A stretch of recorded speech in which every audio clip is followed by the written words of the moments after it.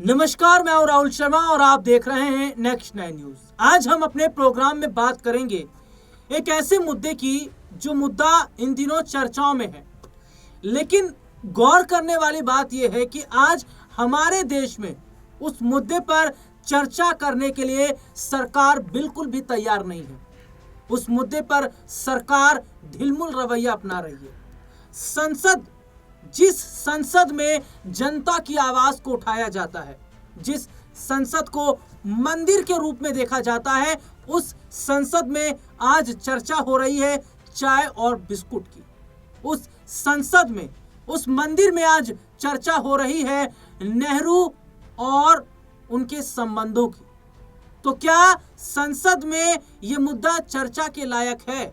और क्या ये चर्चा का विषय नहीं कि हमारे देश में आखिरकार कब तक एलपीजी सिलेंडरों की जो कमी है वो ऐसे ही आगे रहेगी? सरकार इसके लिए क्या कर रही है? कब तक कच्चे तेल की कमी होती रहेगी? कब तक देश में ऐसे महंगाई बढ़ती रहेगी? और सरकार इन मुद्दों से क्यों भाग रही है? आज हम बात कर रहे हैं इन्हीं मुद्दों पर, इसके साथ इससे जुड़े मुद्दों पर भी। लेकिन सबसे पहले हमारे साथ जो हमारे खास मेहमान अमर सर हमारे साथ जुड़े। सर, बहुत बहुत स्वागत है इस प्रोग्राम में आपका। सर, इजराइल और ईरान का जो युद्ध है वो युद्ध अभी भी नहीं थमा है।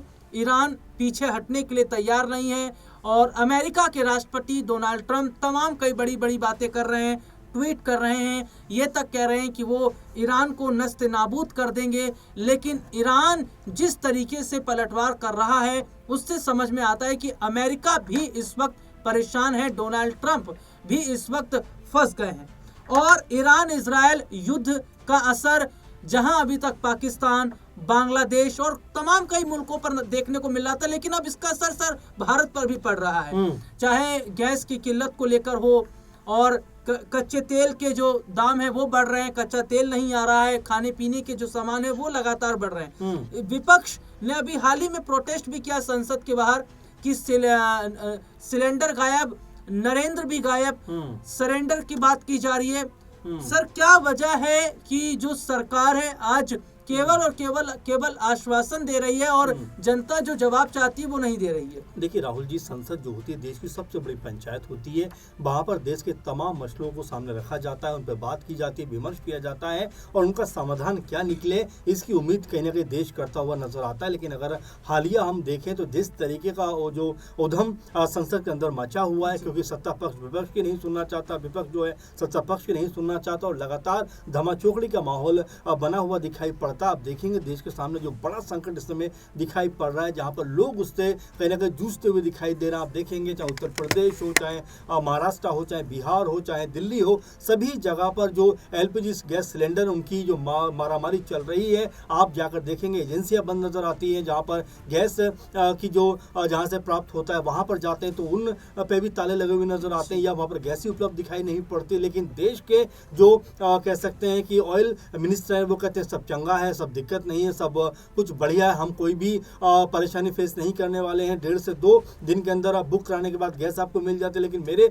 सहयोगी हैं उन्होंने आज से 6-7 दिन पहले गैस बुक कराई थी, अभी तक भी उसके कोई पता नहीं चल रहा है। जब उन्होंने मेरे सामने सुबह बात की तो जो कह सकते हैं कि जो जिनसे वो बात कर रहे थे कह रहे थे भाई अभी 6-7 दिन का वक्त लगेगा। तो ये तमाम जो चीज़ें राहुल जी, कहीं ना कहीं ये पता चलता है कि देश को एक जो clear cut to cut message देना चाहिए उसको लेकर सरकार पशुपेश में पड़ी हुई है। कई जगह कहा जाता है कि भाई कहीं कोई दिक्कत नहीं, कई जगह कहा जाता है गैस को जो है कम आंच पे बनाइए, कई जगह कहा जा रहा है कि भाई आप जो इंडक्शन को ले लीजिए, कई जगह केरोसिन का जिक्र हो रहा है। तो ये तमाम जो उथल पुथल मची हुई है, बेहतर ये होता है कि पीएम मोदी सामने आते हैं और एक मैसेज देश को दिया जाता है कि भाई देखिए इस समय देश में जो हालात है वो इजराइल, अमेरिका और ईरान युद्ध की वजह से कहीं ना कहीं मुश्किल वाले ज़रूर नजर आते हैं, लेकिन ये मुश्किल जो है हम मिलजुल कर उसको फेस करेंगे। अगर हम ज़्यादा गैस यूज़ करते हैं तो कम गैस यूज़ करें। कि एक अगर बेहतर मैसेज दिया जाता, बेहतर लोगों को कम्युनिकेट किया जाता तो शायद ये पैनिक की जो सिचुएशन है ये पैदा होती हुई दिखाई नहीं पड़ती। राहुल जी, जो विजुअल हमारे आपके सामने आ रहे हैं सोशल मीडिया के जरिए वहाँ पर आप साफ देख सकते हैं सुबह से ही लोग लंबी लंबी कतारों में जो गैस की एजेंसी उनके सामने खड़े हुए दिखाई पड़ते हैं और ये बताता है कि देश में किल्लत जो है वो बढ़ती हुई नजर आ रही है। एक शख्स से मैं बात कर रहा था, वो चाहे चाय बनाते हैं वो ये कहते हुए नजर आए, नाम हालांकि उन्होंने बताया नहीं अपना। उन्होंने कहा कि मैं ब्लैक से सिलेंडर लेने पे मजबूर हूं और जो मौजूदा वक्त में दाम है उससे दोगुने तिगने दामों पर मैंने सिलेंडर को खरीदा है क्योंकि मुझे अपनी दुकान चलानी है। तो ये स्थिति बनती हुई दिखाई पड़ती है जिससे कहीं ना कहीं देश जो है वो पैनिक माहौल में नजर आता है। लेकिन देश के जो सबसे बड़ी पंचायत है वहां पर अगर जाकर देखेंगे आप तो वहां पर कुछ और ही सीन चलता हुआ नजर आ रहा है। जी तो देखिए बाकायदा सर ने बारीकी से बताया है और तमाम मुद्दों पर उन्होंने अपनी बात रखी है। सर एक छोटा सा सवाल और मेरा रहेगा, नोटबंदी के टाइम पे लाइन में खड़े रहे, कोरोना के टाइम पे अस्पतालों के बाहर, मेडिकल की दुकानों के बाहर इलाज के लिए, दवाइयों के लिए बाहर खड़े रहे। आज हालात ये हैं, गैस सिलेंडर के लिए लोग बाहर खड़े हुए हैं। आज पेट्रोल और जितने भी पंप है वहां पर लोग लाइनों में लगे हुए हैं, खड़े हुए हैं। क्या सर इस सरकार ने एक एजेंडा बना लिया, सरकार ने तय कर लिया है कि जब तक हम सत्ता में रहेंगे लोग इसी तरीके से लाइनों में लगते रहेंगे? क्या इसी अच्छे दिन की सर कल्पना की जा रही थी? जाहिर बात है, आपने बिल्कुल सही बात को पकड़ा है और रखा भी है। क्योंकि देखिए जिस तरीके से हम देख रहे हैं बदस्तूर 1-2 साल के अंदर कोई ना कोई ऐसा मसला आ जाता है जहां पर देश जो है वो लाइनों में खड़ा हुआ दिखाई पड़ता है और ये कहा जाता है कि देश के लिए कुछ सहन करना पड़ेगा। आपको याद होगा जब नोटबंदी हुई थी, खुद पीएम मोदी ने सामने आकर कहा था कि बस मुझे 50 दिन दे दीजिए, मैं सब ठीक कर दूंगा, जहां कमी रह जाएगी तो मुझे पकड़कर आप बोलना, मैं उसका जवाब दूंगा। लेकिन आप देखिए जब नोटबंदी होती है कैसे लोगों को जो है अपनी जान तक देनी पड़ती है और किस तरह का माहौल देश में बनता हुआ नजर आता है। कोरोना के वक्त भी ऐसा ही हुआ कि किस तरह से देश ने लॉकडाउन को झेला और तमाम तरह की दिक्कतों को फेस करते हुए लोग यहाँ से वहाँ पैदल जाने को मजबूर दिखाई पड़े। तो ये तमाम ऐसी समस्याएं थी जिसको लेकर देश फिर भी सरकार के साथ में खड़ा हुआ था। लेकिन देखिए जिस तरीके का युद्ध अमेरिका और इजराइल और ईरान के बीच में छिड़ा, उसको लेकर भी सरकार की तरफ से सर्वप्रथम ये बात कही गई थी कि देखिए कहीं कोई दिक्कत नहीं है, हमारे पास बहुत आयत में रिजर्व जो है वो रखा हुआ है, को पूरी तरह से हम सिक्योर है, कहीं भी हमें कोई दिक्कत नहीं है। लेकिन 7-8 दिन के अंदर ही आप देखेंगे, पहली बात तो गैस सिलेंडर के जो दाम थे वो जो घरेलू एलपीजी उसके दाम 60+ बढ़ा दिए गए, वहीं जो कमर्शियल एलपीजी उसके दाम 115+ रुपए बढ़ा दिए गए। तो ये बताता है कि क्या सरकार इसके तैयार नहीं थी। और अब देखेंगे तो उन दामों में भी आप देखेंगे दोगुने चौगुने की बढ़ोतरी कहीं ना कहीं होती हुई दिखाई पड़ रही है। यानी ब्लैक के जरिए लोग यहाँ से वहाँ सिलेंडर लेने को भी मजबूर हो रहे हैं और जो कमर्शियल एलपीजी है वो तो लगभग नहीं मिल रहा है और लोग लगातार इसकी शिकायत करते हुए दिखाई पड़ रहे। तो ऐसे हालात में जब इस तरह की सिचुएशन है, इस तरह का माहौल बन रहा राहुल जी, तो कम से कम सरकार को सामने आना चाहिए, खासकर पीएम मोदी को सामने आना चाहिए।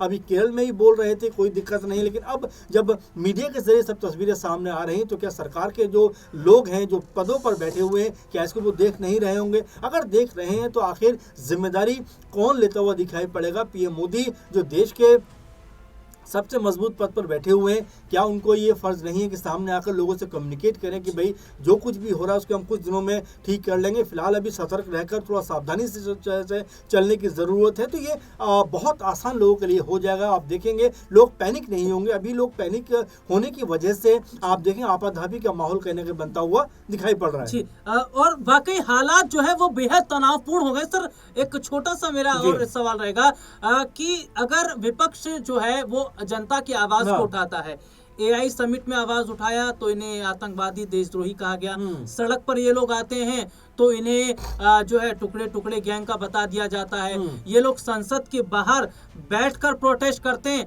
तो कहते हैं कि ये संविधान के अंदर नहीं है, ये रूल रेगुलेशन के नहीं है। तो सर ये कहा जाता है कि भारत लोकतांत्रिक देश है, यहाँ लोकतंत्र की व्यवस्था है। लेकिन 2014 के बाद और अभी जो 2026 चल रहा है, इस साल में इतने वर्षों में जो नजर आ रहा है वो ये चीज दिख रही है कि शायद लोकतंत्र का मतलब केवल और केवल भारतीय जनता पार्टी है।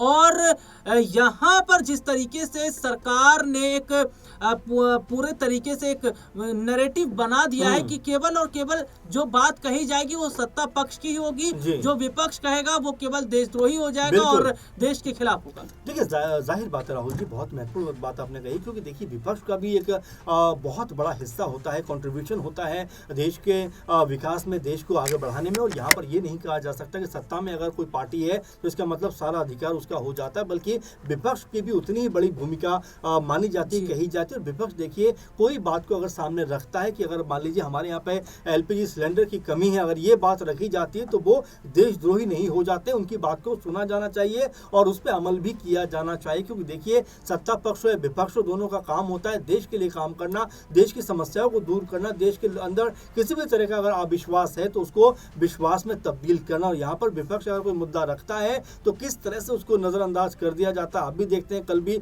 हरदीप पुरी साहब जब संसद के अंदर बोल रहे थे, कह रहे थे कोई दिक्कत की बात नहीं, सब कुछ हमारे पास में अवेलेबल है। जब अवेलेबल है तो आखिर ये घटनाएं क्यों हो रही हैं? जो कमर्शियल एलपीजी वो क्यों नहीं दिया जा रहा? और जो लोग कह सकते हैं घंटों से सुबह से लाइन में खड़े होते हैं, उनके घर आके सिलेंडर क्यों नहीं पहुंचाए जा रहे? तो ये देखिए कहना कह सकते हैं, कुछ भी कह सकते हैं आप, लेकिन जब उस पर एक्ट करने की बारी आती है, जब उस पर जिम्मेदारी लेने की बारी आती है तो ऐसा लगता है सरकार जो है अपनी जिम्मेदारी से पीछे हटती हुई दिखाई देती है और उसी को लगातार खींचकर पटरी पर लाने के लिए विपक्ष जो है वो यहाँ पर कार्य करता हुआ दिखाई पड़ता है। लेकिन यहाँ जिस तरीके से उनके ऊपर तमाम लांछन लगा दिए जाते हैं, क्योंकि आप देखेंगे निशिकांत दुबे जिस तरह से बहुत सारे रूल रेगुलेशन ले आते हैं कि इसमें ऐसा होना चाहिए तो वैसा होना चाहिए, लेकिन देश के अंदर जो माहौल है उससे निकलने के लिए सरकार क्या कर रही है और क्या करना चाहिए, इसके ऊपर कोई जवाब देते हुए नजर नहीं आते। जी बहुत बहुत शुक्रिया सर आपका। और वाकई ये आगामी वक्त में देखना होगा कि जो सरकार आश्वासन दे रही है, क्या इसी तरीके से सरकार आश्वासन देती रहेगी और देश में